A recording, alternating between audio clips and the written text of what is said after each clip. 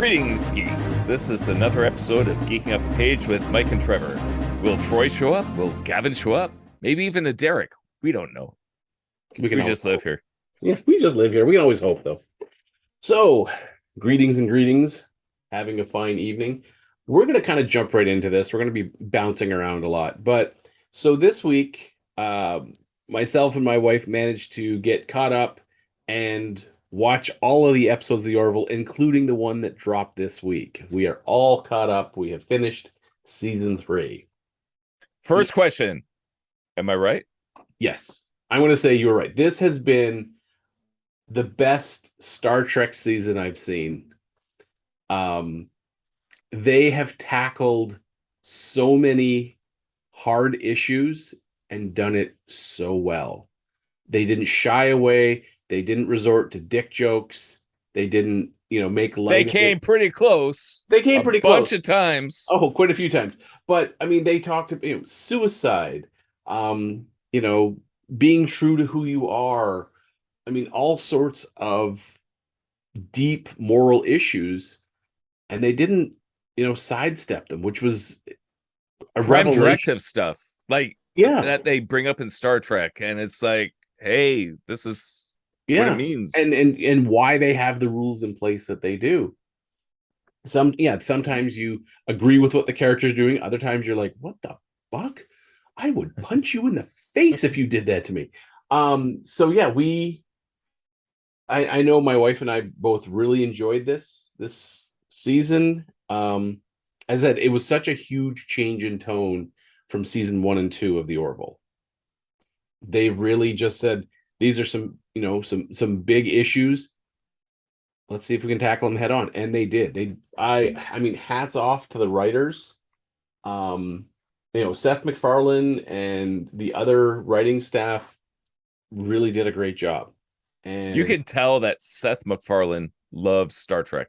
Yes. We've talked about that in other podcasts where it's like, if somebody's going to helm a movie, an episode, take something from comic books to film, whatever it is, like if they know the material and they love it, it translates. Now, I'm going to say something a little controversial here. Okay. I have not been a big fan of Tim Burton's Batman. I liked it because it was, we got a superhero on the screen. I love the visual aesthetic, but I think the story is absolute fucking garbage.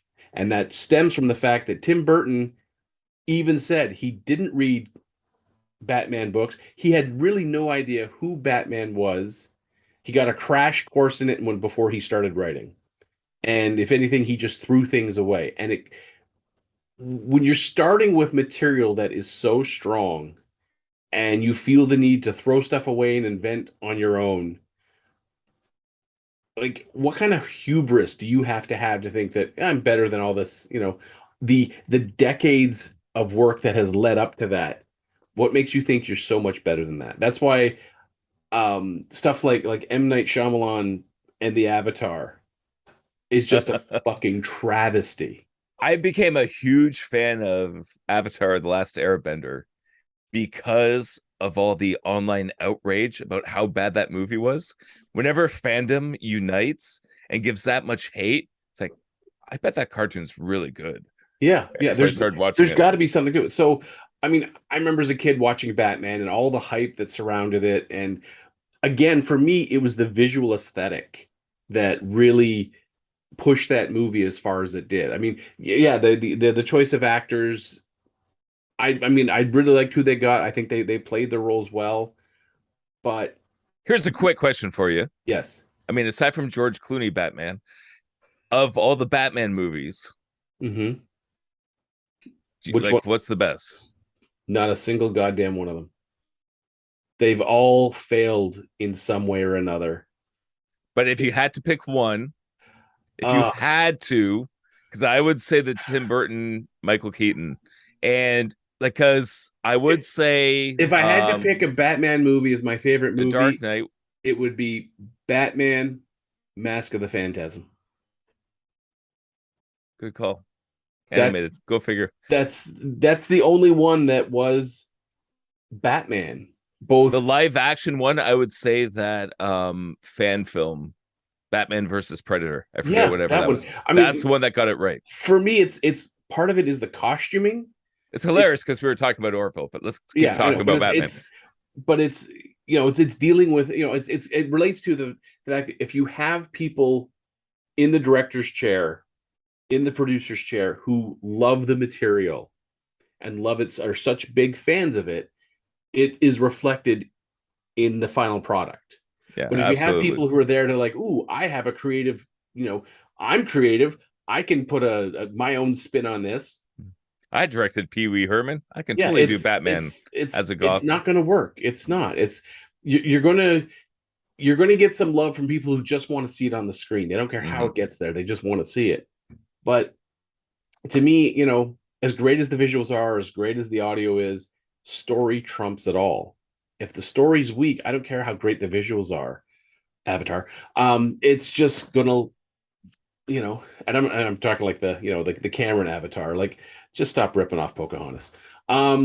So yeah, so when I go back to the Orville, it feels like the people who wrote season three, they loved what they were writing, an obvious love of Star Trek, and said, and it feels like they said like, all right, what issues has Star Trek tackled, and how far did they go, and did they go far enough in dealing with it in a serious, mature way?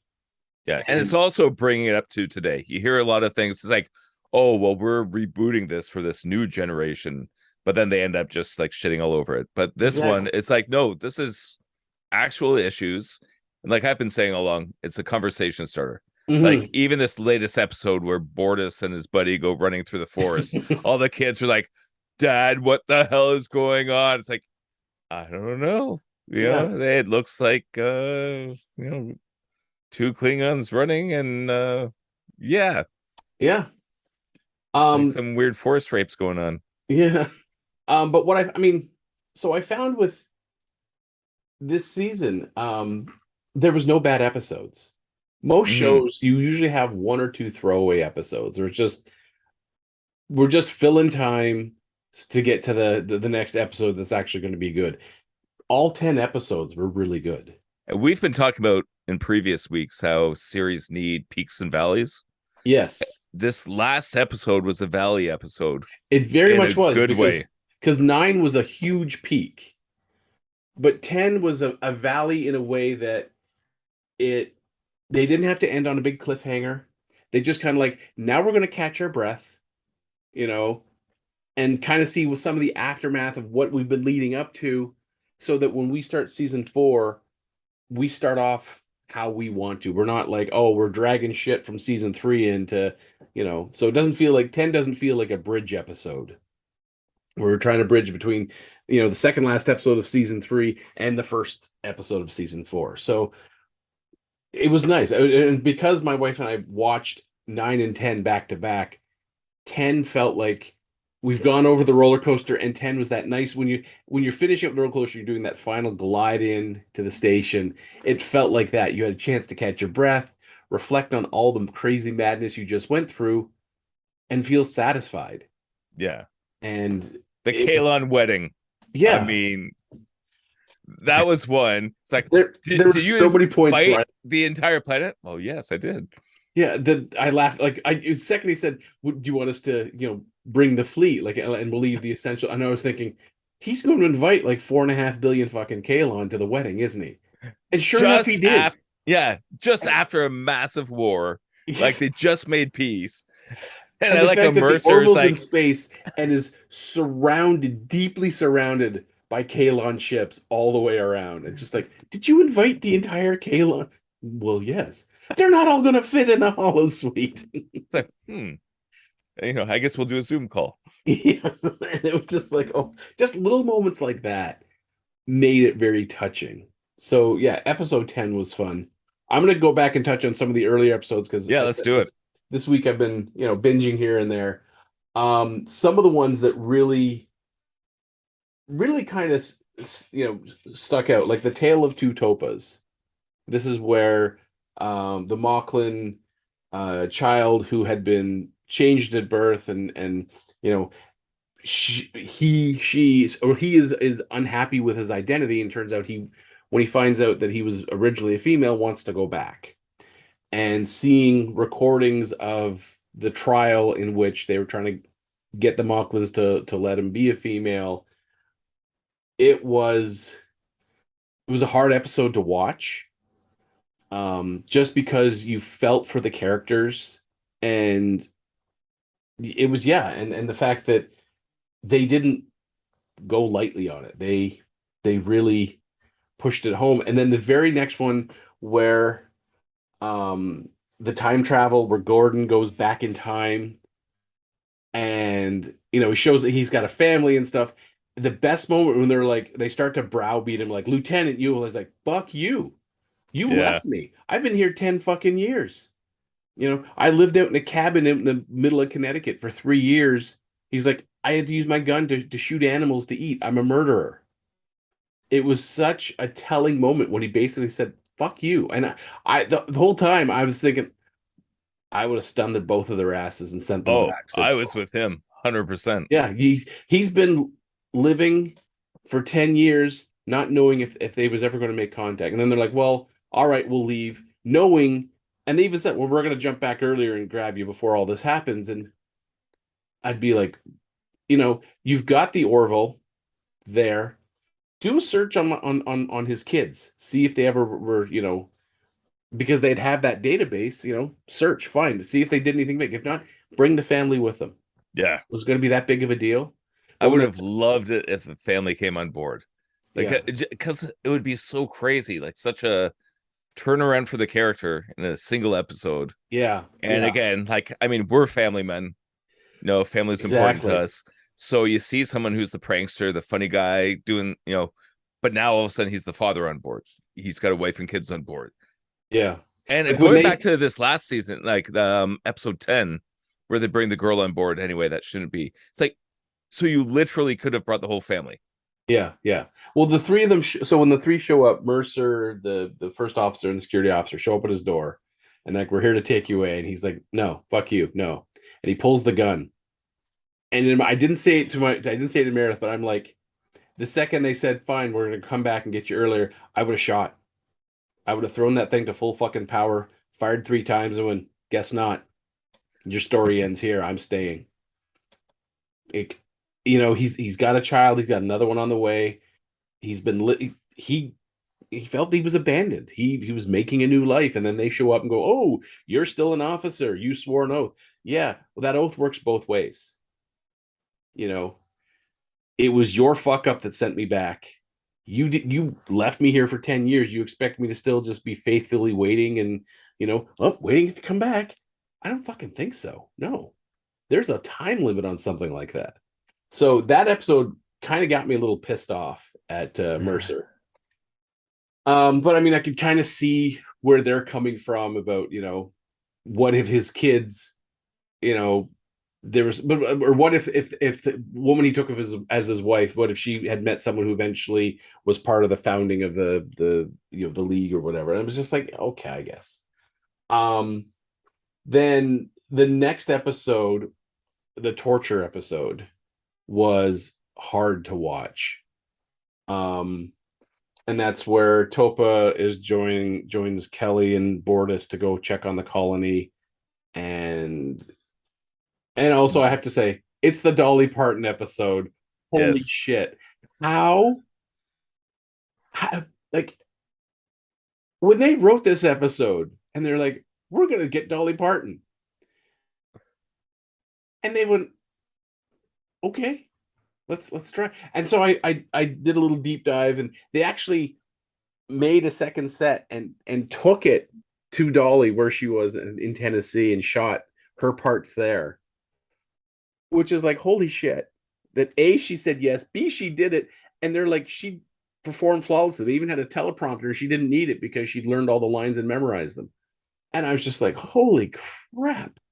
And And you had that goes Dolly back Parton. to like original Star Trek, where they would bring in people like, Yeah, like Stephen Hawking in Next Gen, and yeah, things like that, where you bring historical characters in and you have a chance to do it.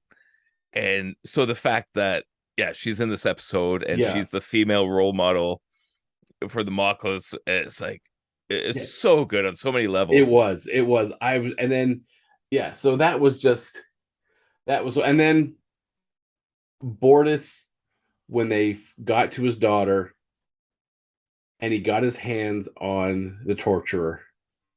And as a father, you're just cheering inside, and you're like, Kelly, just let him do it. Just let him go. You're not a father. Just let him do what he needs to do. And that's the kind of thing going back to the last one. It's like, oh well, we have these prime directives. It's like he did this to my daughter. Yeah. No. Where, where's your prime directives now? Um, Yeah, and Father of the Year, sci-fi Father of the Year for yeah, sure. he got it. And then episode 9, you nailed it. This was an amazing space battle.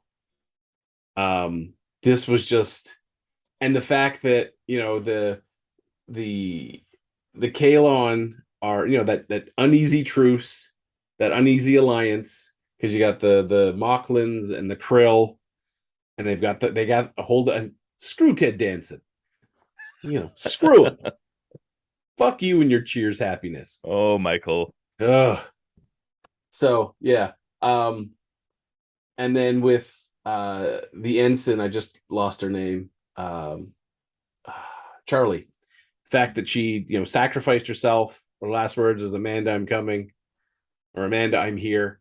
Um, Again, losing someone who's been, I mean, for the very first episode when she has that huge hate on for Isaac and is basically, like racist mongering or the whole time, and then seeing the turnaround of her character, and then the self-sacrifice, which inspired the Kalon into joining the Yeah, the where union. they're like, that doesn't make any sense. Why would she Yeah. do that? Yeah, she obviously hates us, and yet she still sacrificed herself for us. Yeah, So that was a big one. And as you, I mean, that was a huge peak, yeah, making episode 10 a nice soft valley to glide into and finish the season off. Um, yeah, and then just, I mean, again, as a married person, all the fun little things that were going on, the miscommunications, the misunderstandings, you got to play the field. Oh, okay. And he goes over to Kelly. It's like, would you like to go have dinner and have intercourse and all? And what? And why are you hitting up other women? And when she says no, it's like, I'll ask. And then another, and immediately just contacts them. yeah. So And then the way she deals with it, yeah, it's like, yeah, he's impressionable. Don't do that again, or I will come after you. It's like, oh man. yeah. And the other one I like is when the Kalen Prime dude, he's talking to Isaac. It's like, that sounds like slavery. It's mutual. Yeah. And they the B story of Lacella from season one, I think. Yeah, Yeah, it from was season season one. one. And this was a complete, and I wouldn't say a rip off, but a complete homage to the Star Trek: The Next Generation one with Matt Frewer as the guy from the 30th century, the Oh yeah, 30th century. yeah, So, and the second you knew she stepped on that ship, she was going to have stolen tech on her, either tech or some sort of information.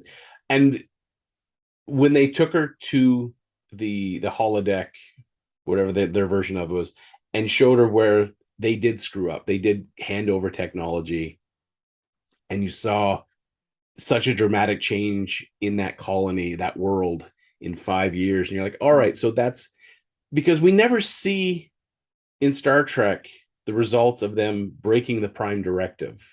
right. I'm And sure that's there's where like, Orville levels up. yeah, well, I mean, because in Star Trek they talk a big game about the Prime Directive. They can't break it, and they seem to break it all the goddamn time. Um, but we never see. I mean, Kirk always seems to get away with it in the end, anyway. We never see the negative connotations of why they put the Prime Directive in. We never see why they decided, oh, we gotta make this our number one rule. Yep. We just have to take it on faith that yeah, it was bad, or they were enlightened enough to realize this could be bad, so let's just stop it. But the fact that we get to see the Union did screw up and why they put that rule in place, I think is a big step. Because it shows the Union's not infallible, which is a big thing. So that's why like this that the B story was so fun. You knew where it was going to go, but you got to see a little bit more of the world or the universe that is the Orville. So you got to see like how the Union works, and then Alara showing up at the end was a nice touch. That was really nice. Yeah. Again, it goes back to the whole conversation starter thing. So, you know, the freak bit could talk about all this kind of stuff, prime Mhm. directive stuff, but it is taking that concept and expanding on it, telling it well in an episode. It's like, okay, let's take all those ideas, explore it, and like this is why. Like It this was a is the total logical it was a conclusion. total show not tell.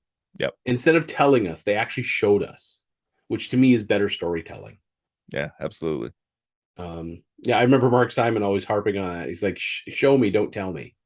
Don't Yeah. give a like, don't narrate it. Just show me, and let me make my own opinions on it." And Yeah, Chuck Palahniuk, he did a whole bunch of writing exercises, like essays on how to write, and he was all about that. Like, show, don't tell. Like, it yeah, shouldn't be just a monologue about things. No, don't say it was hot outside. You say, oh, the sweat beating off my brow. It's like, mhm. my shirt's drenched. The Like, sun I'm beating totally, down. yeah.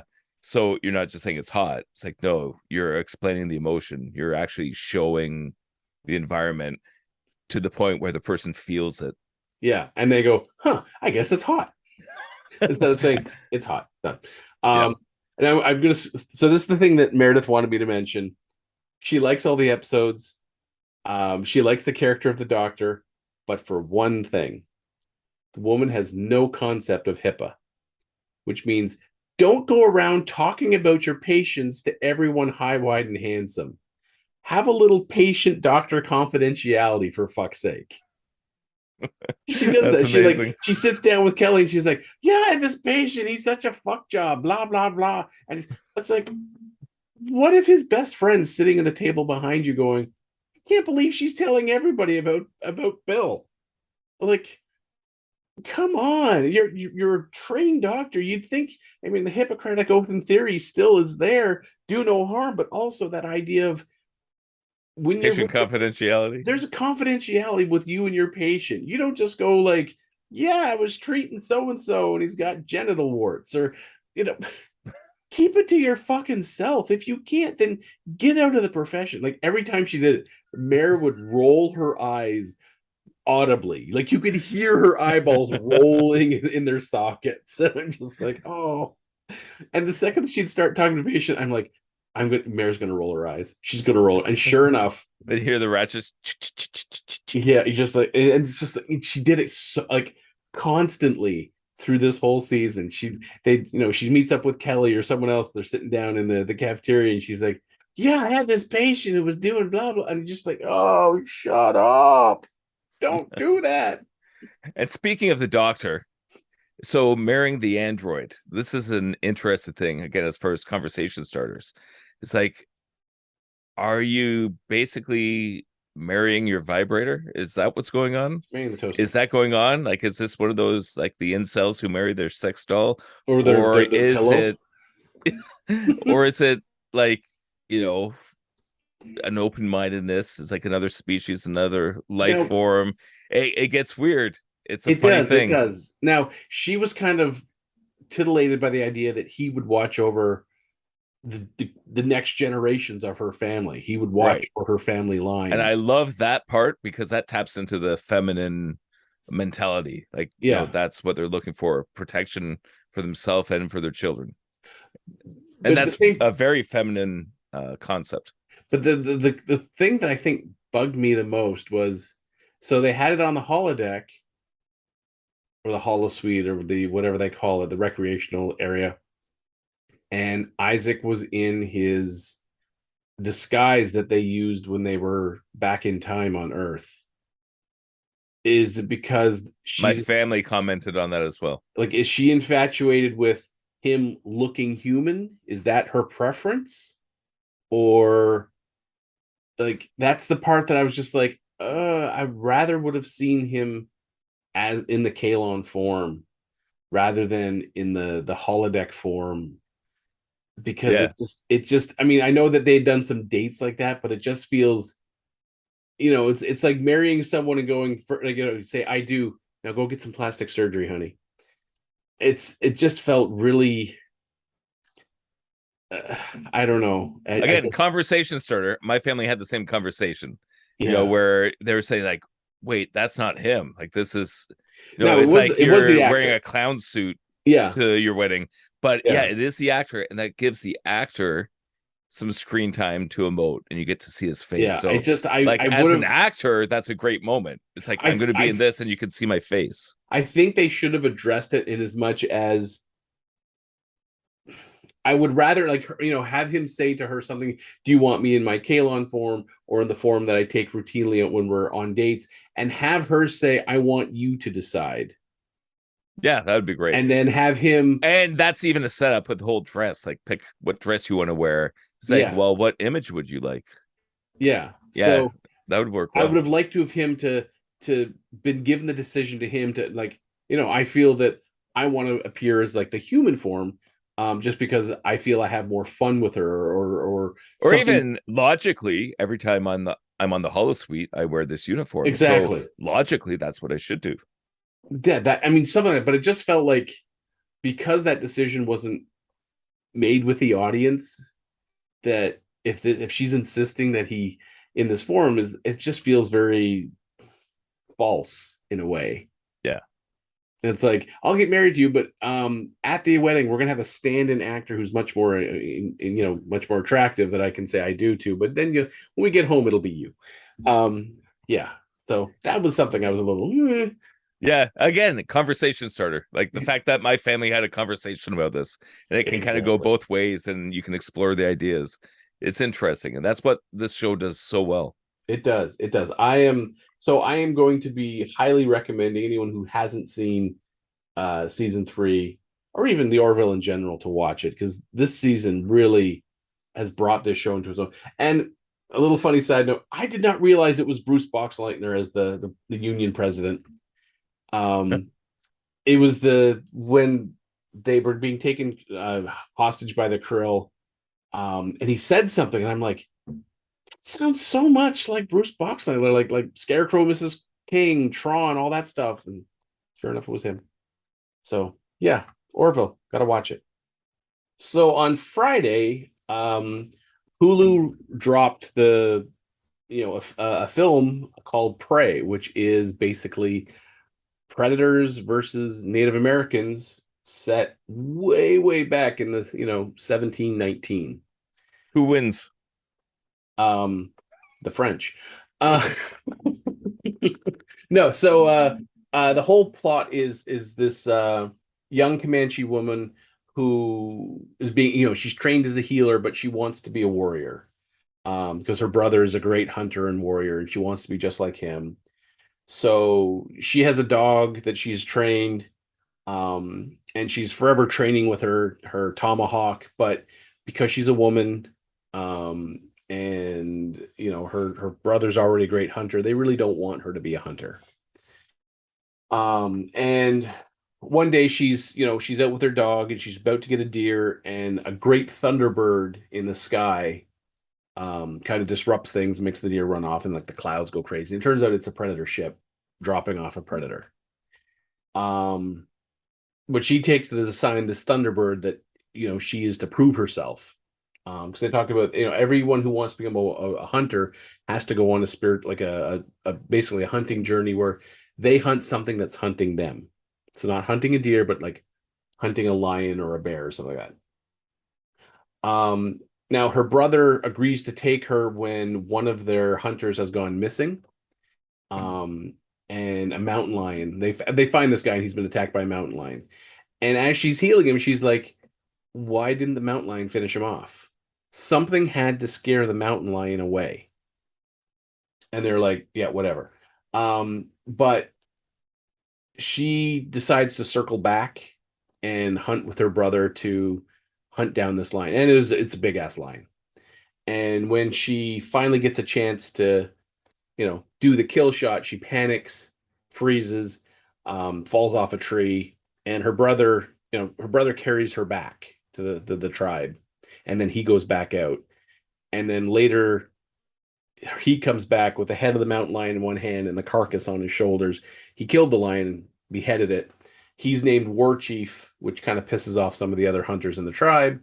And she's kind of pissed off too because now she'll never get a chance to hunt. In her mind, she failed. She had that moment and she failed.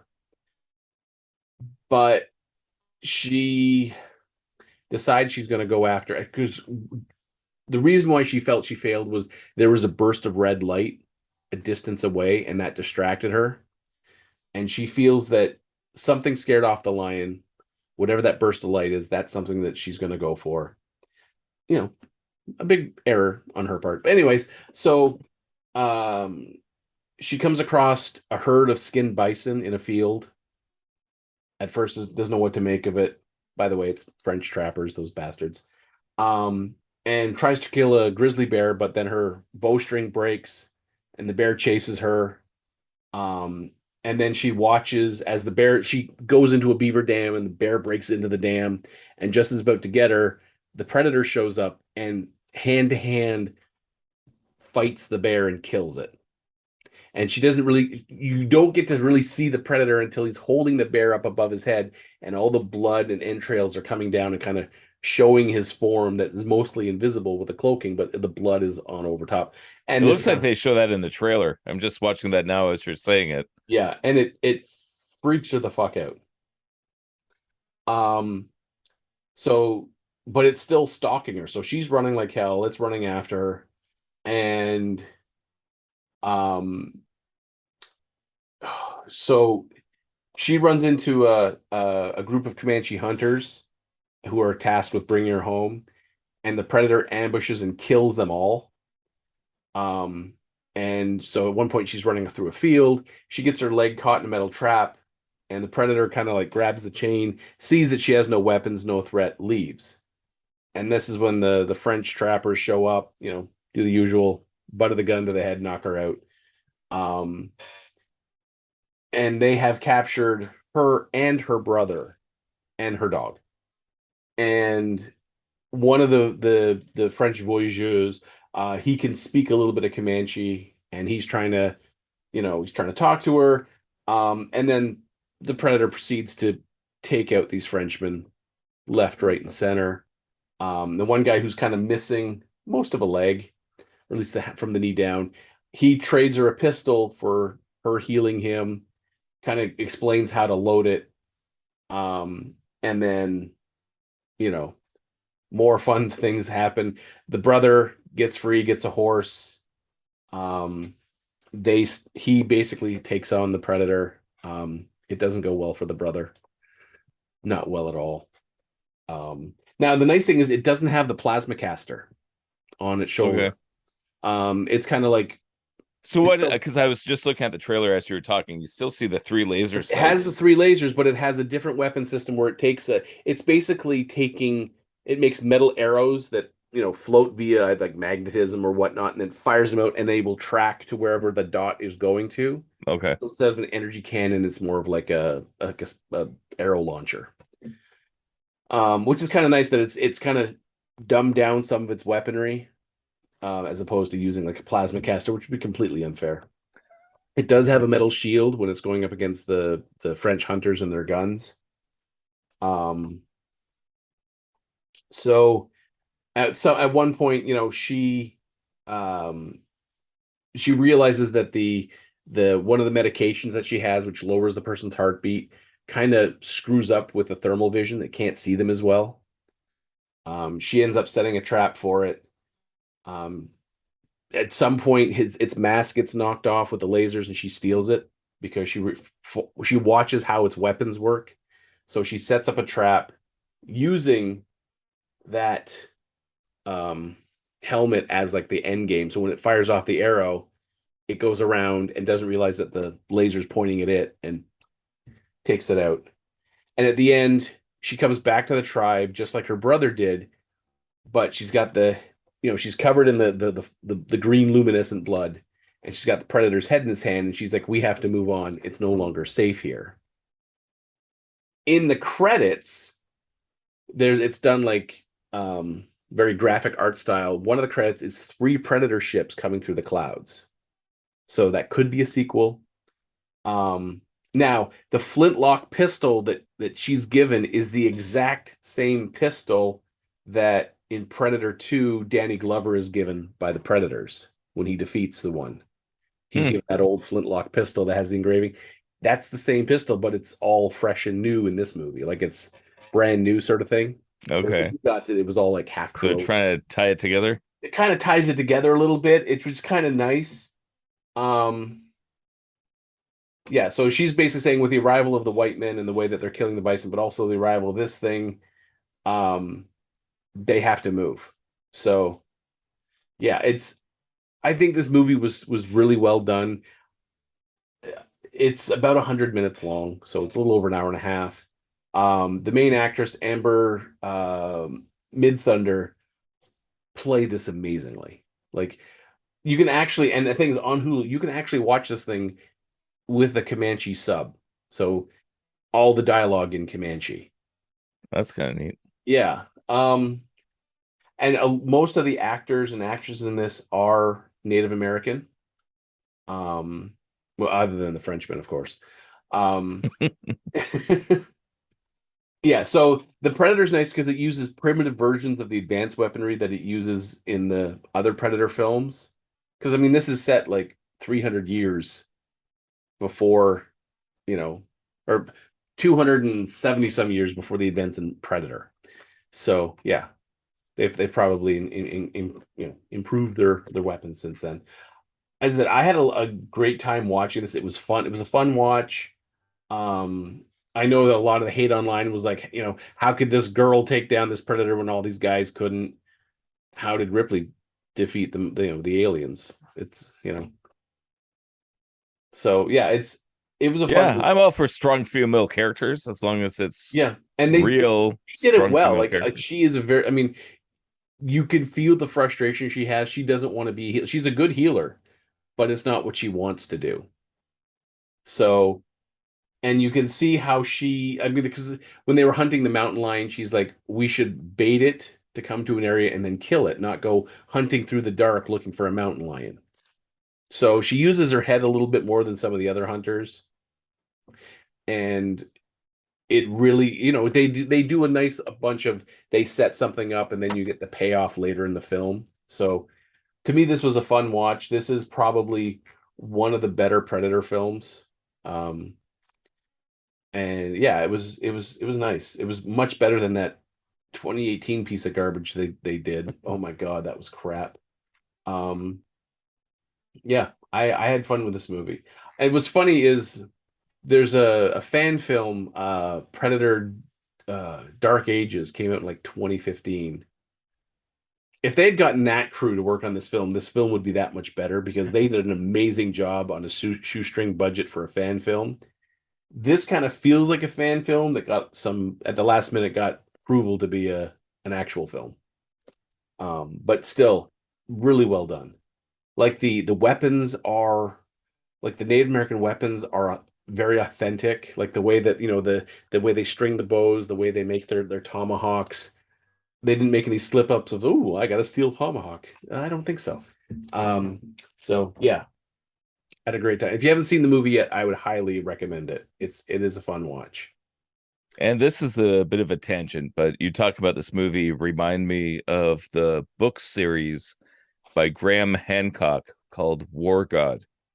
Have you ever read that one? I have indeed. I was actually kind of thinking that. Yeah, that's an incredible series. And again, like this is the whole Spanish going into Mexico and Montezuma, and both sides being controlled by the same war god, appearing as Quetzalcoatl and as Yeah, like the saints, and just putting the two forces against each other. And that's a series. I think it's 3 books in now, yeah, and I can't get enough of it. The brutality of it yeah. and the The historical elements of it. It's so good. something of the witch. Yeah, Night of the Witch. Okay, yeah, is the witch. Then there's the witch, the serpent, and the I can't remember the last one. Nights of Sorrow is the last one. Okay, So yeah, it's Nights of the Witch, Return of the Plumed Serpent, Okay. Yeah. and Night of Sorrows. Yeah. I read those. I mean, those came out what, Geez, it 2018? was quite a the first one, I guess, 2014. Oh, where was? Oh yeah. Okay. I read them when I was living here, so that'd be at least 2014. At least the first book. Second book, I think was. I remember actually. I think it was on Kindle. I got like, by the way, this book's out, and I think it was book two, and I was like, well, I got to read book one if I'm going to read book two, and book two sounds so interesting. So I went back, read book one, book two, and then it was like, well, where's book three? God damn it, where's book three? It's one of those series that you get to the end of a book and you're like, oh, where's the next one? And And they're like, this oh, is one where I'd be reading it 100% hooked. Then I would have a trip to India for work. So every single book I read in India, or at least huge chunks of it. So it's just yeah, it's an amazing series. If people haven't read it, definitely go check it out. As long as you don't mind blood and gore oh, and historical accuracy. yeah. Well, I would say so. Uh, Prey does not shy away from blood. People bleed violently sometimes.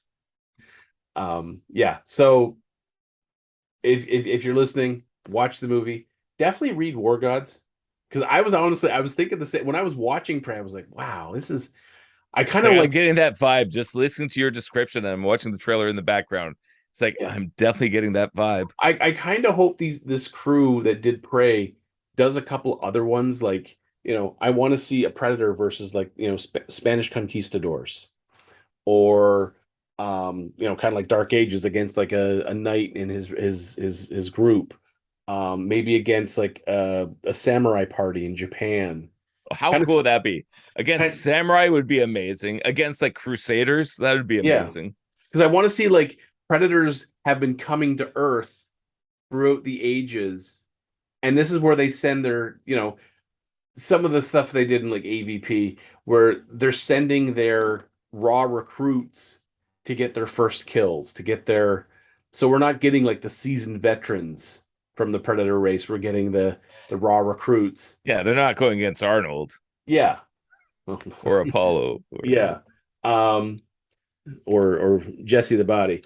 So I would like to see them, see a couple things where they've sent different predators, because they don't land their ship, they just drop one off and then they come back later and pick them up, sort of thing. So I'd like to see them against, various cultures of various warriors of different groups. So yeah, so there's the fan film of Dark Ages, but I'd like to see, you know let's see them go up against, some medieval knights. Let's see them go up against some samurai. Let's see them go up against, some conquistadors, you know some like a unit from the French Foreign Legion, stuff like that. Like, so yeah, that would be, and this fits nicely into that whole grouping, you know. So yeah, let's see it done. Let's if the guys who made this film, Dan Trachtenberg, yeah, and the guy who Patrick Isian, is that, yeah, uh, by all means, keep going with this. It was a fun watch. So yeah, oh, very cool. It's nice when you get a sequel that somebody can actually recommend. yeah. I mean, because initially I was like, I didn't know how well this was gonna go. Um, like for me, the original Predator movie is the big one. Predator 2, we got to see a more expanded universe of their weapons. Um, it- and then Predators, the one where they go to they're captured and sent to a predator hunting world, was, to me, that had a lot of interesting stuff where we got to see like diverse personalities and stuff. That one was set up nicely for a sequel that has never happened. But I feel like all the Alien versus Predator movies have just been garbage. Honestly, I haven't seen any of them. I think And the then the Predator movies I've only seen is one and two. and then the remake that just came out in 2018, Predator, or The Predator, was just, it was horseshit. You know, I'm being kind by saying that. It was a terrible film. Just, Normally, when they put the in front, it's a really good movie. yeah, well, who knows? So, oh, So also this week, based off of Troy's suggestion last week, I have been watching Harley Quinn on HBO. The very violent, uh, animated Harley Quinn and her adventures after she has split off from the Joker. I've just finished the second season. I'm just starting season three. I'm not caught up on season three, which is currently 4 episodes with the fifth episode just around the corner. I'm hoping to catch up. I will say thank you, Troy, because this has been such a fun watch. Um, it's the voice acting is on point. The stories are really, really fun. It's just this has been just a so much fun to watch, and they're short episodes. It's not like you're investing yourself for hours and hours at a time. Each episode's like 20 minutes. Um, and yeah, it is just so much fun to watch. I'm having a hell of a time with it. I'm usually like binging a couple episodes each night if I can, depending on what's going on. And it's something to look forward to. And it's yeah, and they all the characters are there. Like they don't stint on a character. They even had Condiment King there. I mean, it's between him and Kite Man, we're all set. So yeah, if you haven't checked out Harley Quinn on HBO, if you like, honestly, this ranks, I would say, really close to just under maybe. I mean, it's definitely under Batman the Animated Series, maybe under Justice League, but not far from it. Like the animation style is really nice, and it's a specific style, but simplified enough that they can really animate. So they're not drawing like 9,000 lines and trying to track them. So it moves well, and again, the writing is very good, and the voice acting is awesome. So Troy mentioned in the chat that there's a Hero Gasm episode. Have you seen that? I have not. I just said that's I think episode 4 of season 3. The title is A Thief, a Mole, an Orgy. So I'm looking forward to getting to that episode. That'll probably be a little later this week. And then episode 5 is called It's a Swamp Thing. So hopefully it will be the appearance of Swamp Thing. So I haven't seen any episodes yet. Yeah, definitely based on your recommendations, I'll have to check out some of it. I Yeah, did look at a few clips that Troy had posted last week, so got a little bit of a teaser in there. For overall, like the violence level and maturity level, where does it land? at least 14. You have to be at Okay, least 14 to I mean there's a lot of blood. Like okay. I mean at one point Harley hits a guy in the back of the head and his eye pops out. Yeah, there's just some very much I mean like King Shark bites a guy and you can see bones sticking out because they like bit off a good chunk of the guy's arm. And yeah, they're not afraid of bringing out the red crayons. So but it's fun. It's yeah, as I said, like the voice acting, like the clip that Troy showed us where after Joker has caught Batman and he's torturing him and he's bored of it because he's won, but he's won and it's boring. And Scarecrow takes off Batman's mask and then they figure it's Bruce Wayne and they're like, holy crap, it's Bruce Wayne. And after a bit of an altercation between Joker and Scarecrow, where Scarecrow is no more, the best part is again voiced by Alan Tudyk. Joker walks over to Batman and says, "Wayne Tech was or Wayne Enterprises was developing an electric car. I put a down payment. Where's my goddamn electric car, Bruce?" It was just beautifully delivered. It's just like he's in customer complaints. Where's my goddamn electric car, Bruce? I love that on so many levels because it pulls into the whole Elon Musk thing. It's like how many billionaires are in the world that aren't Batman right now? Yeah, there Like, should be why many aren't you more. Batman? Hey, Batman and Iron Man, come on, they're both billionaires. We've got enough billionaires now. Like one of you should at least do it. By now, Like, like how many billionaires does the world have? Any billionaire? How many billionaires are there in the world?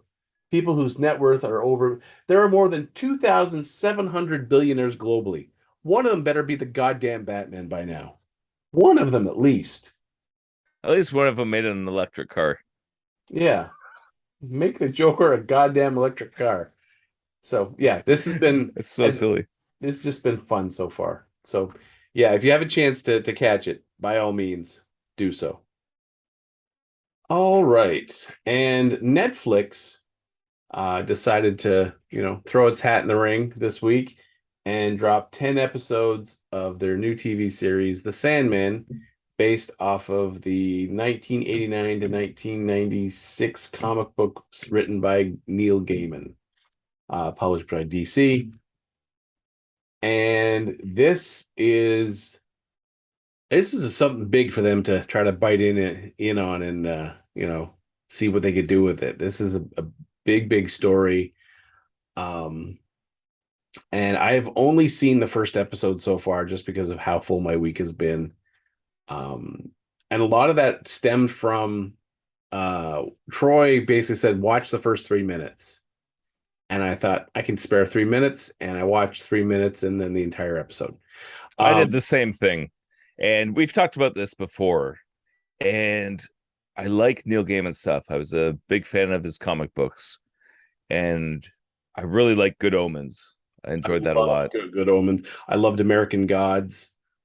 Um, American Gods, I started out liking, but I got turned off with the way the series went. It got a little. Oh, I didn't. I watched the first season of American Gods. I'm talking about the book. The book to Oh, me the was book. the Yes. book. I read the entire book in a single night, which was stupid of me because I started at about 7 o'clock at night and finished it at about 4 in the morning, and I had to work the next morning, and it was dumb of me because I was so tired that whole day. Well, the But book was pretty good, right? it was amazing. That's why I read it until I turned the last page and then looked at the clock and went, oh, fudge. Yeah. But it wasn't fudge that I said. Um, but It's a yeah, family friendly show when Gavin's not here. so I really enjoy Neil Gaiman's writing because there's such depth to his writing. And so I was a little leery when it was first announced that Sandman was coming. I was like, oh, I was scared. I braced myself, and then the casting, and we'll talk a little bit more about that. mm-hmm. It's like the typical Netflix woke casting, and I know I'm the member of the group that likes to harp on this kind of stuff, especially when you're dealing with Neil Gaiman. Like he has so much what you could call progressive stuff in his stories already. Yeah, It's like you don't need to go there. But anyways, we'll get to that part later. So the trailer turned me off in a lot of ways. And like there's a lot of stuff I thought they did really well. A lot of stuff I thought was crap. mm-hmm. And I just kind of tapped out because Netflix has been getting on my nerves lately. But when Troy gave that recommendation, just like you, he's like, watch the first 3 minutes. It's like, hey, these first 3 minutes are pretty good. Hey, this is still pretty good. Yeah. And before I you know just watched the whole episode. credits That are was rolling. pretty good. Shit, I watched the whole episode. How did that happen? Yeah. So yeah, so this has been as that first episode that it took 3 minutes to get the hook set to get me to the end of the episode. That's pretty good. That's really, really good. So at some point I will plan on watching the rest of it. I don't have time to binge it. Online everyone is freaking out about episode 6 right now. So I'm looking forward to getting at least episode 6. But what's your take on that first episode? I thought it was good, except for the woke casting. Like, I know I will harp on this, for eternity, but say the death character, what's her name? Kirby Howell Baptiste. Yeah. So again, it's like a charismatic actress, but should have pale skin to match the character in the comics. And even if you cast like they did that with Deadpool as well when they did Domino. Mm-hmm. So they cast the actress, and I thought, you know what? Like she looks like a Rob Liefeld drawing. She could probably do it well, but they just kept the dark skin tone, and of course that's their natural skin. But the character in the comic books is pale white. Yeah. No, Pale as like a Ghost. you can do that. Like if that's the best actress for the role, that's fine. Cast them, but just make the skin pale. Like you can do that. There's been a bunch of cosplay stuff. I keep harping on the cosplay thing as well, where cosplayers do it better than Hollywood. But there's been ones where there's been two cosplayers together. One as the movie version of Domino, one as like the comic book version. And again, it's like the comic book version plays very well. Like it looks good. Yeah. And it's the kind of thing too where like Gamora, like you don't have to hire somebody with green skin to play Gamora. Like it doesn't matter. It's a Yeah. comic book character. So, anyways, and then wait, geez, I forget what episode we were talking about it. This is when I was doing my Doctor Who binge, and Jenna Coleman was the first one that came to mind Hmm. as being somebody who could play Death. It's like a very charismatic female that has this facial structure that's right. And of course, she's a little bit older now, but like she could still pull it off. And that's somebody I thought would be a great actress to be Death. And of course, she's in the series as was it Constantine? Yeah, yeah. What's her name? I forget her name. Johanna Constantine. Yeah, No, Jenna is yeah, Johanna Constantine. I keep, yeah. yeah, the Um, Constantine girl. But so she's in the episode, and I'm thinking that geez, that would be such a perfect casting for Death. yeah, if they had just darkened her hair jet black and powdered her skin so it's whiter, she would have fit perfectly. Yeah, like her first appearance in Doctor Who, she was so charismatic. And that's what you want from the Death character, like somebody Hmm. that when they come to you, it's like you're coming with me. Okay. It's like, yeah, Death's come for you, and I'm okay with that. It's Yeah. such an interesting character in the comic books. So, anyways, that turned me off with the whole series. I'm just like, oh, I'm just so sick of the woke casting. But yeah, again, based on Troy's recommendation, got through the whole episode and watching it, it's like, wait a second, I think this is straight from the comic books. So I'd open up the comic books, like, yeah, that moment happens, and go to the next part. Yeah, that moment happens. Like, you just keep going through and through. And Yeah, so, there's aside from those they pulled differences, some iconic panels and recreated them in the show, which I think is some very smart move on their part, yeah, so that people who are familiar with the comic books have something to like, oh, I remember that panel. But also the panels they chose are very visually appealing. yeah, So even if you haven't read the comic book, you some of the scenes you're gonna be like, oh, that's a very interesting sort of shot, and then you're like, actually that's a panel out of the comic book, which really makes it a nice touch. Like Zack Snyder did it in for the 300 movie, where they took panels right from, and even like Sin City, Rodriguez took panels right from Sin City and recreated it in a film. right. And And in those kind of cases, you got someone like Frank Miller, who's such a graphic storyteller. When you take those panels, you know it's going to work. Just yeah, like with Sandman, like Sam Keith, those drawings oh God, yes. it's just beautiful. It's so iconic and so creepy, and it works. And then you put it to film, it works. Yeah, and it works well because it's using the same visual language but in motion. So yeah, I'm looking forward to getting through this. I don't know if they are planning on doing a second season or how they're going to do that. I would assume, because the comic book was like what 7 years, for the whole thing, they're going to have plenty of material to do a couple of seasons with this. Yeah, there's lots of good stories. Like And I mean, if they tap into it like they did in this yeah, first episode. and it's not like they can, Stranger Things only has one more season on Netflix, so Netflix is probably looking for stuff they can do multiple seasons of. So yeah, I would say this surprised me more, and I liked it more than I thought I was going to. Yeah, same here. Because it was just there's been so many adaptations of comic books that just fall so flat. Like I'm sure Alan Moore is just if he could set Hollywood on fire, he would. Um, He's even tried yeah, numerous occasions, allegedly. I don't they know have that for sure. Internet rumor. they just keep trying over and over again to take his stuff and adapt it to film, and it's like they take the source material like, oh, this is really we can do better, but we're gonna put Alan's Moore name on it. And he's just like, no, He's like, stop it. seriously, take my name off everything. Yeah. Everything. And they're like, no, we're not going to because you get to draw people in. So yeah. One thing I did not like, and this is like well, aside from the you know gender and race swapping stuff, but a Sandman's eyes. Yeah. I wanted the black contact lenses. I don't know if you know the rapper Tom McDonald. He does like his rap videos. So you can look at his. He always wears these dark contact lenses anytime he plays his like demon self character, Hmm. and it works so well. And I like there's so many shots of Dream where again it's pulled right from the comic book panel. He's got like the lanky body and the crazy hair, and then he turns and looks at the camera. It's like, and you see the white in the eyes. It's like, oh man, no, Well, just black eyes. I know we've discussed this, but sometimes, I mean, I've tried like the full eye contacts. Those are hard to get used to. I mean, I wear contacts every day. I mean, I'm terribly sighted. Wear glasses most of the time, but I'm usually wearing contacts just because, uh, fuck glasses. But the thing is like the big contacts, the ones that do like the whole eye. There's a couple of different. You can buy them on various websites, and they have these huge disclaimers of most people, like I think they said like 3 out of 5 people can't wear full eye contacts. You can't stop blinking, you can't stop your eye trying to force it off your eye.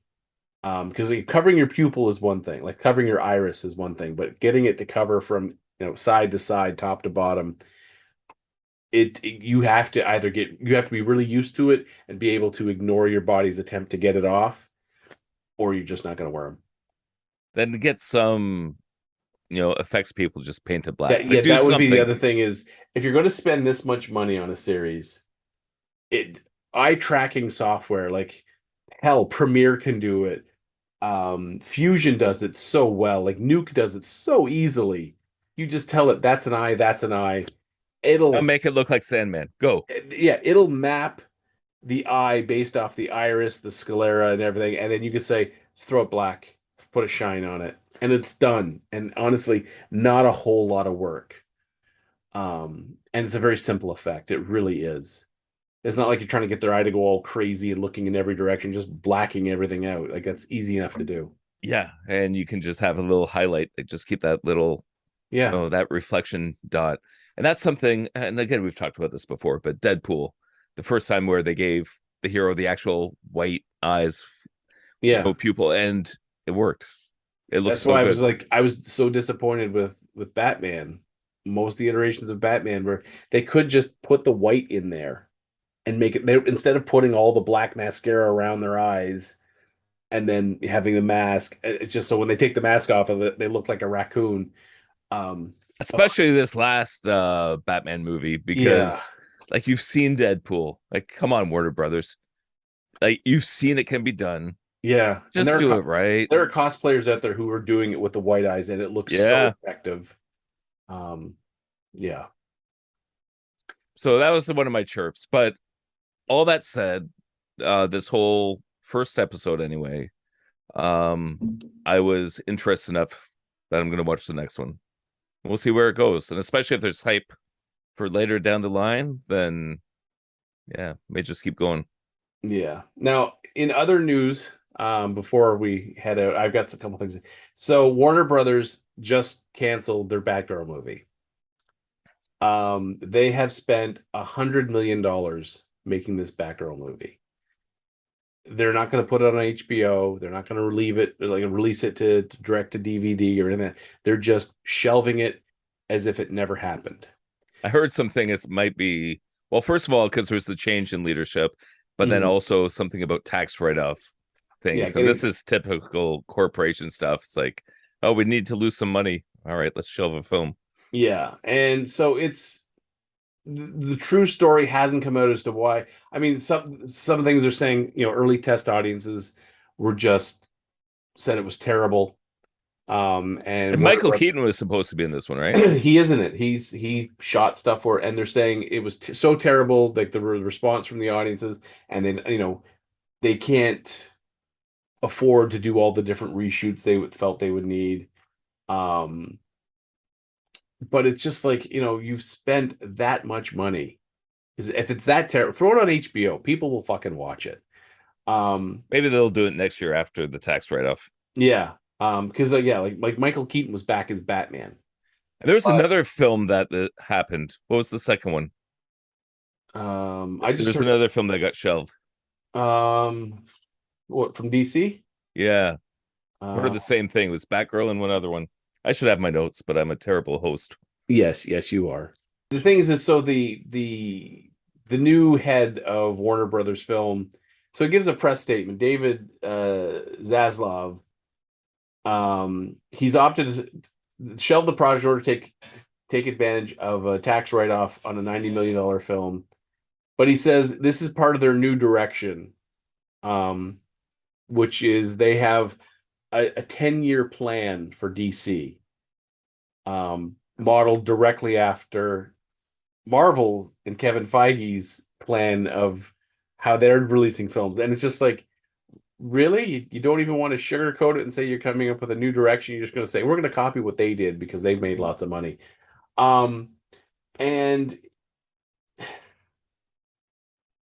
it's just it's terrible when they're like, yeah, we're going to um yeah, it's basically they're putting it all on Shazam, Fury of the Gods, and Black Adam. They're like, we're not doing Batgirl because, and the thing is when he first said this is our new direction, I'm like, what? Taking franchises, throwing money at it, and then shelving it and taking a loss? That's your plan? It seems like a terrible plan. Because that means all the other films that you do finally release have to perform that much more to so yeah, so it says either way, an early test version of the film screened with temp FX and score, it landed a low score. Now, the film was reportedly only tested once, and the producers and execs said, "Well, so we'd have to do all these reshoots. Let's not. Let's cut our losses, shelve it, and move on." And it was just like, okay. Now, for example. So this Batgirl movie, they've spent pretty close to 100 million. Now, the Batman, they spent 200 million on. Um, yeah, his response is he feels that this movie would not deliver the spectacle that DC audiences are accustomed to. I think you're failing to remember the last films that DC has been releasing the last while. What DC fans are accustomed to is absolute garbage. So it's not like we're expecting, they're like, ooh, this will be as good as Endgame, or ooh, this will be like the Winter Soldier. I don't think he's been watching his own films. I really Yeah, don't. there's literally a Joker movie that wasn't even really tied in and did Yeah. well. Like it's So they just kind of put stuff out and yeah, see what hits. I don't know what he figures they've been releasing that the DC audience is accustomed to, that the spectacle. Like, I mean, the Suicide Squad, maybe that was a spectacle, but it's just they haven't had a whole lot of hits. This is not like they're running hit after hit after hit after hit, and people are like, oh, they're raising the bar. The bar is still currently sitting on the floor. No one's set it up to the limbo pole yet. So, um, it's not that hard to meet expectations when you've just been releasing garbage after garbage after garbage. The bar has not been raised at all. It's still at the same level. So, I think this guy's being a little deluded. Oh, The Flash is the one upcoming, but now they're talking about maybe having to shelve it because the whole thing with Ezra Miller and that all. They seem to be really good at picking actors that. Cause shenanigans. Yes, shenanigans indeed. Um, so yeah, like Aquaman and the Lost Kingdom, they've said that they've cut out pretty much all of Amber Heard's scenes. So I don't know how they're going to do uh, you know, Flash without Ezra Miller in it. Maybe it's just gonna run really fast. You just don't see his face. Now they did say, I know this on Wednesday, there's a sequel to the Joker coming out. I saw that. I don't know how they're planning on that, and I mean, yeah. And James Gunn assures that Peacemaker season 2 is coming. Yes, yes. Now, I will say DC does have some bright moments coming up. I mean, the kid from Cobra Kai is doing Blue Beetle. I wish it was the Ditko design. I do too, but at least they're doing Blue Beetle. Yeah. Um, but I'm hoping that it doesn't get shelved. I mean, because there's someone people have been tweeting the DC studio not to shelve Blue Beetle in the wake of them shelving Batgirl. So I don't know, but it just I'm kind of hoping in a way that this They just Batgirl shelve everything. well Oh, no that Batgirl gets the Deadpool treatment of they keep leaking some stuff online until eventually they're like, all right, fuck it, we're gonna have to put it on HBO or something. yeah. Um yeah, but it's still you make I mean you make that decision to shelve it and then you're like, "Ooh, this isn't the spectacle the DC audience is expecting." But if it is a crap movie, Yeah, like if it truly was if you garbage. think about the stuff that they have released, and Yes. this is the one they say this might be too crappy How to bad could it release. be? This is like Roger Corman Fantastic Four level of filmmaking, Yes. where the only way you can really watch that film is getting a bootleg at a convention. It's like literally that might be the business plan. It's like we are going to put these on VHS tapes and And smuggle them into conventions if and that's we'll the make a case, I may killing. have to go to a convention just to get that tape, just to see how bad it truly is. How Uh, rubbery is that suit? that'd be amazing. Okay, we should go into business, Trevor. Let's start. We'll hook up with DC and Planet Geek Productions can start bootlegging Oh God. Batgirl at conventions on VHS. I got a DVD burner. I could burn a bunch of DVDs as well, or Oh, it's got to be CDs. VHS. If we're going to do this, Yeah, yeah, I guess and it this is has to like be good. Guardians and the VHS tapes. and Betamax. All right. You have to have a couple of copies on Betamax for those diehards. But yeah, so it's been a weird week of stuff like that happening. Like, why why would you do that? Why would you and especially spending that kind of money? That's the thing that gets crazy is Yeah, like, okay, I understand you made it a turd. You want to kind of hide it somewhere deep in the forest. I get that.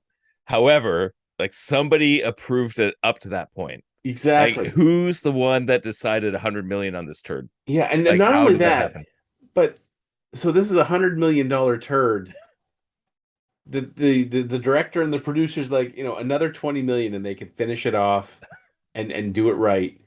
And you're still well under the budget of the last Batman movie, which was a very polished turd. Um, how bad does this have to be that they're not willing to put forth that last bit of money and just finish this off? Right. Is it just the new studio had ego? It's like, no, we're changing everything and doing it my way. Or is Yeah. it like this is such a stinky turd? Yeah. Like there's no amount of potpourri that can There's no fix no this. amount of fixing. There's no amount of fixing and polishing that'll make this good. So, and it kind of makes me want to see it even more now that is it really? On VHS bootleg copy. Yes, with the scan lines, you Oh, it'd know. be beautiful. I Yeah. love that Fantastic Four movie Oh God, for all the wrong reasons. it's for all the terrible reasons. And the thing is this, with him also announcing that they have a 10-year plan, which I think was the big shocker. Really? They're planning films? And but then he then That's not how DC yeah, works. but for them to then say, well, we have a 10-year plan, which we copied from Marvel. And you're like, tell you what, guys, take that 100 million you spent on Batgirl. The next time you have a movie coming down the pipe, I think when they're coming down the pipe with this project and they're like, hey, we're gonna do a Green Lantern film or a Hawkman film or Elastic Man film where we have $100 million. I think at the last second they should pump the brakes and go, let's go grab the guys over the animation division, bring them over, and say, guys, here's the 100 million. We're gonna give you the choice. You can do this animated or do this live action. Make us proud. Um, because the thing is, it's like some of these animated films are not being made for enormous budgets. Like I look them up. Now they're not making a lot of money because traditionally DC releases these direct to video and they're not making much money. Um, so And there's like a certain stigma for that kind of stuff. Like, first of all, yeah, like going to see a cartoon opposed to going to see live action. And exactly. are So you like going to a theater and buying popcorn, or are you staying at home and exactly. So watching it on like demand? the Batman Superman Public Enemies that was done like two Troy will throw up. That's either 2008 or 2012. It's one of the two. Um, made about $12 million. So I think it was 2008. Made about $12 million in you know home video sales. Was made for 20 million total. Is how much they spent making that film. So it basically came in at a loss, but is the third most successful DC animated film they've done. If they had gotten like Batgirl budget, or even better, the Batman budget, and done it live action. Same writers, same directors, live action, thrown it in the theaters. That thing probably would have gone on like gangbusters. They probably would have been like laughing all the way to the bank as they cash the check for $1 billion sort of thing.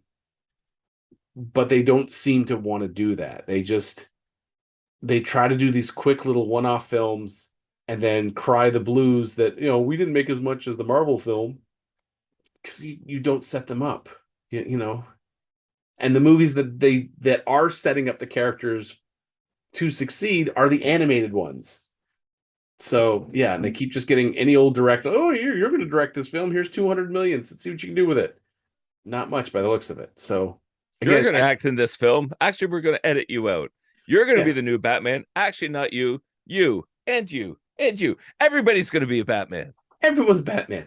And it stems back to having directors and writers and producers who love the material, who understand the material, who want to get that material onto the screen with that passion. DC films, for the most part, feel like they lack that passion. It feels like a lot of people are just there for the paycheck, and it shows. It really shows on the screen, which Yeah. is terrible.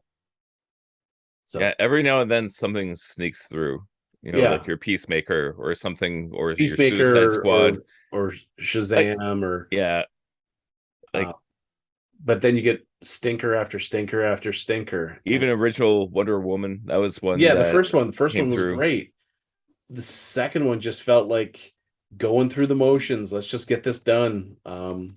Which is really, really sad. And I mean, some of that you say, well, COVID kind of changed but things you can't keep blaming one thing for everything. No, you can still tell a story. I mean, Yeah. anything else is an excuse. So I think that pretty much wraps up just about anything except for Michael. Do you have a Tales from Animation story? You got to get caught up. Come on. Okay, here's one.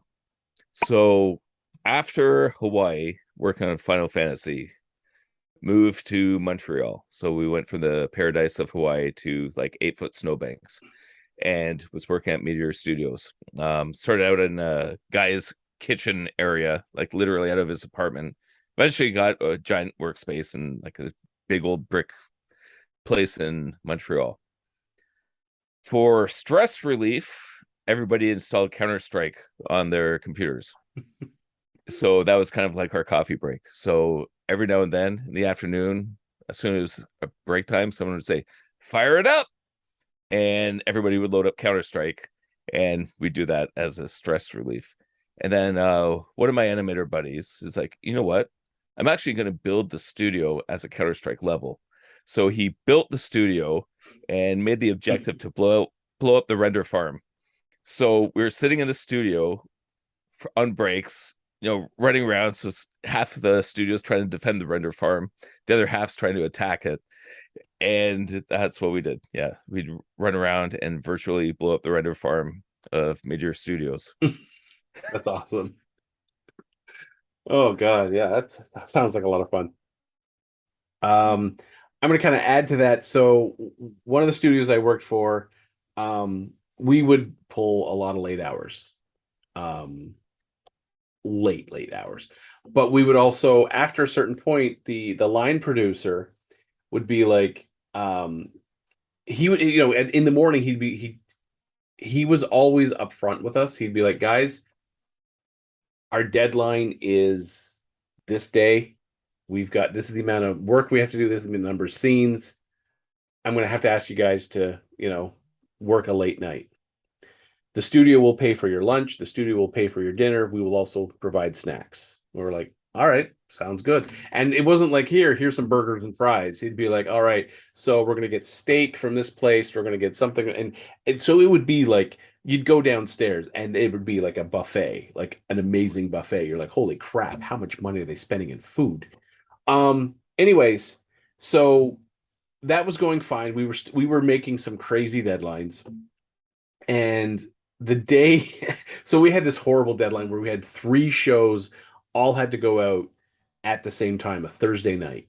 Like we were just like, this is crazy, and like they had to be to the airport by 6 p.m. Thursday night so they could get on the plane, get flown to Toronto, and then from Toronto would be distributed out to the various broadcasters and go.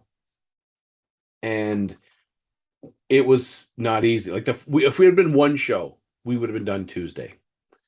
But we were getting producer notes from Toronto to like change sky colors, and because we had sent rough drafts and they're like, oh, make these changes, these changes. So you've got the entire studio, half of it's doing changes, the other half still moving ahead with the production to meet these deadlines for Thursday. And I remember the head of the studio at like 5:55. He's like, guys, I need the tape in hand. I've got to be at the airport by 6. And he had this little like 911 Porsche. I'm surprised he wasn't chased by the Ottawa police. He made it to the airport, which was normally a 15-minute drive. He did it in 5 minutes. He probably broke quite a few traffic laws getting there. Um, Allegedly. oh, allegedly. Allegedly. Yes. He allegedly broke some laws. So he got it there. So our line producer says to us, normally if we had a Thursday deadline, we'd have Friday off. You come in, do whatever. But that Friday was paycheck day, so everyone was coming in. There was going to be no like, I'll come in Monday. No, I'll be there Friday to get my pay because we didn't have direct deposit at that point. We got paychecks. In case it So closes down on Saturday, you never know. yeah. Animation industry, right? There were a couple of studios, yes, that I've heard some horror stories like that. So, anyways, so we all go in Friday, 9 a.m. and we go in and we could go on to the next project right away, but our line producer's like, nope. You guys put in a heroic amount of hours this week. I was going in from like 8 a.m. and I was coming home at like 10, 11 o'clock, midnight, go home and then go right almost basically sleep for a couple hours, go right back into the studio. Like it was, and everyone was doing this. You had like a good 160, 170 people doing that. So it was a lot of work. And we get to the studio and there are TVs everywhere. And we're like, oh, what's this? Are we having like a big movie night? There are Xboxes, there are PlayStations, there are. We took one of the sections of the studio that was um, basically FX compositing, scene setup, and the designer stations. That was a CS:GO section there. There were like Halo stations that like he had stepped out and bought or rented consoles and games and just set it all up. And the whole day, the whole studio, we were playing Halo or you pretty much you name the game. If as long as there was a multiplayer version, that's what we were doing. There was a big pizza party at noon where they brought in like 40 pizzas. And it was just like, this is amazing. And then at like 4 o'clock out in the parking lot, they had an enormous barbecue. And that was kind of like their thank you for, you know, working crazy. And the thing is, some people are like, I just want to get my paycheck and go home. Well, the admin staff were they were having to account for all the hours and all the scenes and stuff, and they were generating the paychecks. That's why they were keeping us there because for people who wanted to pick up your paycheck on a Friday, well, they had to add all this shit up, like add up all the hours and all that stuff. And it was such a great thank you moment from the studio, which I've worked in quite a few studios, and some studios don't do shit like that. Most of them do not. When They you're at one that does, like you appreciate it. You do. You really do. Like I remember working at Mercury and working on we were trying to get the contract for Gerald McBoing Boing. We had done previous seasons, but they were trying to prove that with using Harmony, we could do it faster and better. So we had to do 6 episodes and we had 2 weeks to do it in. Normally, an episode was 3 weeks. We did 6 episodes in 2 weeks. And so that line producer, every morning, we had breakfast waiting for us. We had lunch, we had dinner, we had snacks. And he, honestly, he spent most of his day running out to the grocery stores and restaurants getting stuff just to keep us fed and going so that we didn't have to think about it. He would pick up long, like he's like, you guys have dry cleaning, just bring it in. I'll take it to the dry cleaners and I'll bring it back for you when it's done. If you have pets, just, give me your keys. I'll go feed your pets. And that level of commitment is, you don't find that in the studio pretty much ever. And yeah, it was such a great, it feels great to be appreciated for doing, going above and beyond the Call of Duty sort of work and being appreciated for it. So There's one Toronto studio I was working at where we were all called up for a meeting. There's all these happy face balloons. It's like, oh God, no. Yay, we're all working overtime. It's like, that's your way to encourage. yeah, yeah. As soon as I saw the balloons, like, oh God damn it, I need a new job.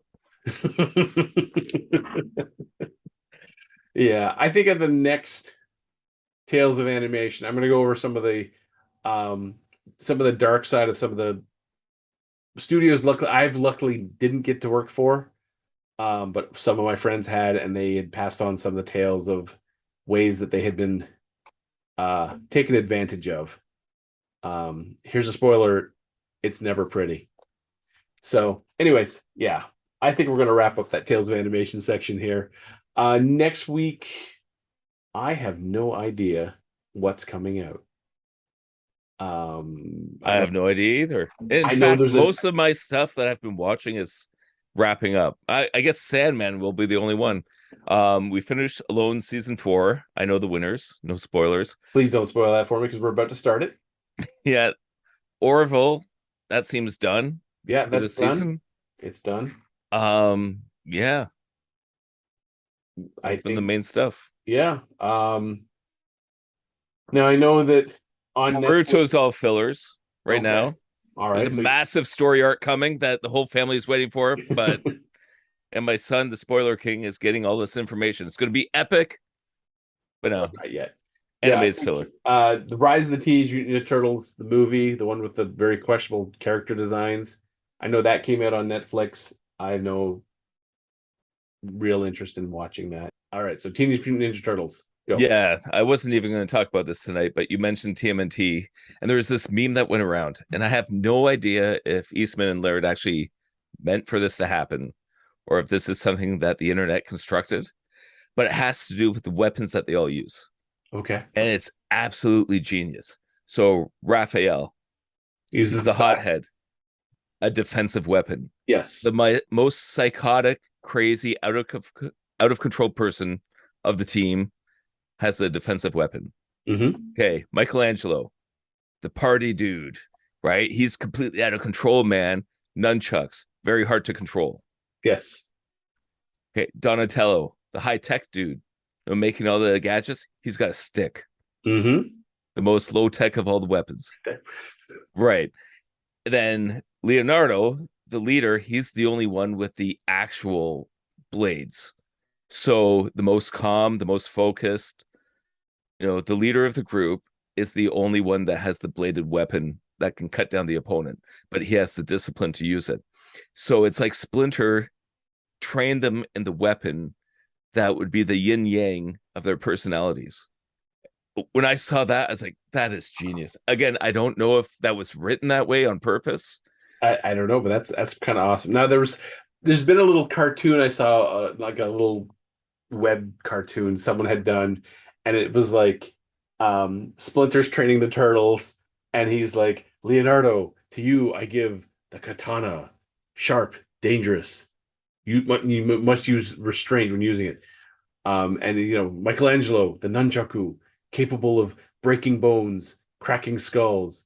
You must use it with control. And then it's like, and Raphael, defensive weapons that can be used offensively, but you must get in close to your opponent to use it. And they're like, oh, okay. And then Donatello's like, Master, what do you mean? Here's a stick I found. And they're like, I have constructed the parts of I've constructed your costumes, and like Leonardo's putting his on and Raph's putting his on, Michael and Donatello's like, "Where's mine? Here's a pair of purple underwear I found floating in the sewer." Because it was like, I got a stick. Oh, I got a stick. Yeah, so Hey, it was kind of funny. It was just like, I got a stick. sticks can be awesome, man. I will say, bow staff is probably one of my favorite weapons. I was using that back in Sheridan when we were doing the karate stuff. That was so much fun. Yeah, I mean, I train with it pretty much daily. I teach it as well. Bow staff is great, and the rule of thumb is a person with a bow staff or spear can hold off two swordsmen of equal skill. Just because the weapon's length and the things you can do with it. Nunchucks, I also train with and teach. Nunchucks are a confidence weapon. My daughter just bought some because she's doing the You, taekwondo now. yeah, So you she's out there practicing. It's pretty you awesome. have to have confidence in yourself to use them. If you nunchucks, this is something I stress to my students all the time. Nunchucks is not a weapon you can go slow with. Staff, you can go slow. Sword, you can go slow. Any rigid weapon, you can go slow. Nunchucks, you have to use them at speed because if you don't, the other end's not going to be where you need it to be to do a catch or a strike. And you have to trust yourself, and that's the biggest reason why they teach young kids with nunchucks is it builds confidence in themselves. Because once you get more confident and you start to go up to speed, then everything starts to work. But it's getting that confidence that as I bring the nunchuck around, I'm not going to like curl under my arm and smack myself in the face or hit myself in the back of the head. Or Oh man, a buddy of mine had those in high school, and every time I'd play with them, it's like God, God, yeah. multiple concussions on myself. Mm-hmm. So yeah, it's funny that's those two weapons they're so different, but it's teaching different values. So I was quickly looking up. There is stuff coming up next week. There is. There is.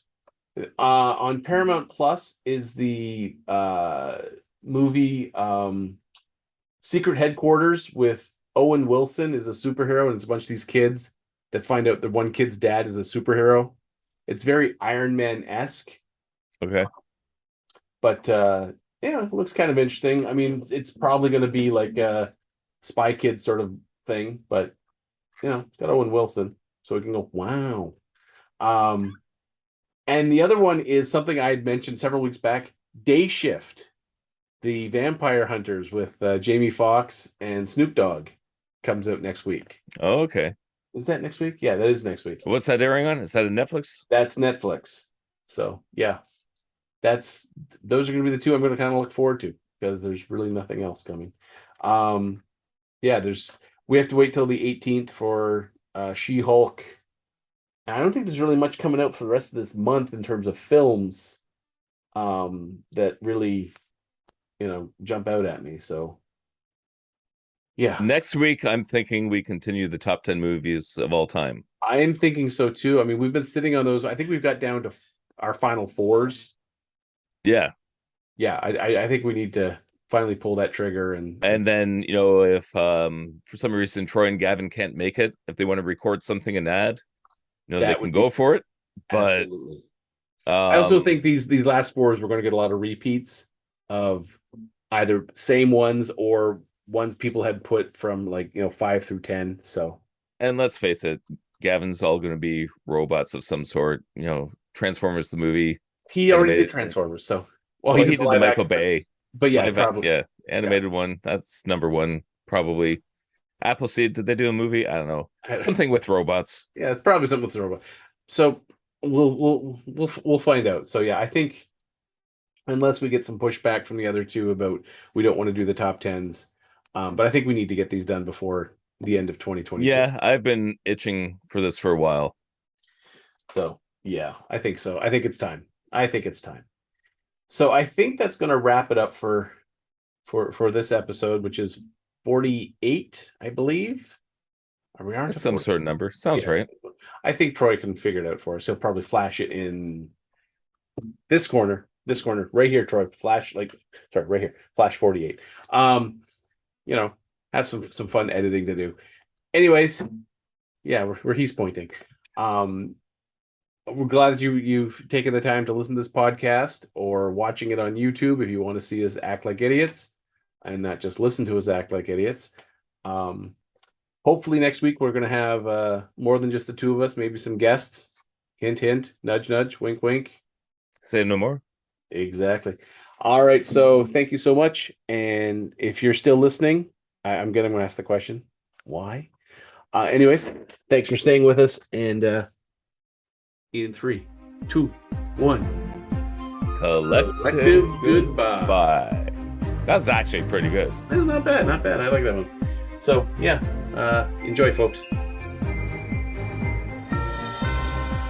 This has been Geeking Off the Page, a Planet Geek production. Please be sure to subscribe, share, rate, and review. You can find us at our social medias through Facebook, YouTube, and TikTok. Search for Planet Geek Productions. On Instagram and Twitter, Planet Geek Pod. Or you can send us an email at planetgeekpod@gmail.com. So until next bat time, same spider channel, may the force be with you, and thanks for tuning in. There was another film that happened. What was the second one? I just There's heard, another film that got shelved. what, from DC? Yeah, I heard Uh, the same thing. It was Batgirl and one other one. I should have my notes, but I'm a terrible host. yes, you are. Troy can fix this in post. It shelves Batgirl was a Batwoman. Is that it? No. I just assumed you'd have all Yeah, the I don't know. information, Trevor. I just All heard right. that. I was just like, what the hell? Okay, you keep talking about Batgirl, and I'll Yeah. do some And the research. thing is so the